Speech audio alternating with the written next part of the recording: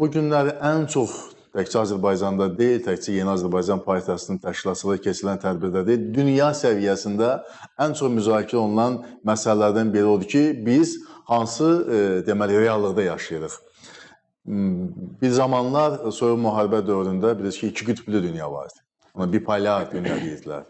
Sonra Sovet İttifaqı dağıldıqdan sonra, Varşava Paktı süquta uğradıqdan sonra yeni reallıq yarandı. Bunun adına dedilər, artıq iki qütüblü yox, tək qütblü dünya.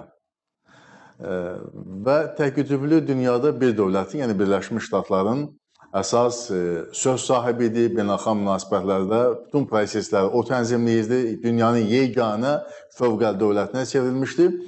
Və tarix də sübut edir ki, bu reallıq, yəni bir dövlətin hegemon bir mövqeyə malik olması və onun bu və digər prosesləri, məhz bu statusu baxımından yanaşması beynəlxalq münasibətlər sisteminin müəyyən eroziyalara səbəb olur. Beynəlxalq münasibətlər sistemində müəyyən mənada mərkəzdən qaçma və yeni qütblərin formalaşması ehtimalını və ehtiyacını yaradır.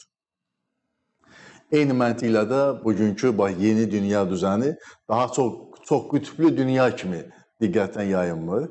Bugünkü dünyamızda tək Birləşmiş Ştatlar daha fövqəli dövlət deyil. Onun yaxınlığında Çin Xalq Respublikası yer almağa başlayıb. Söhbət iqtisadi baxımdan mən yaxınlıqdan bəhs edirəm. Məsələn, Birləşmiş Ştatların bu illəri ümumi daxili məhsulu gəlib 20 trilyon dollara çatıb. Çin Xalq Respublikasında bu təxminən 18 trilyon dollardır. Müqayisə üçün Çin dövlətinin strateji niyyətini ortaya qoyub 5 il sonra, yəni 2030-cu ildə, hətta bəzi ekspertlər söyləyirlər ki, ondan da tez ola bilər, ən gec 2030-cu ildə Çin Xalq Respublikası ümumi daxili məhsul istehsalına görə Birləşmiş Ştatlar ötüb keçməyi hədəfləyib. Fikir verirsiniz.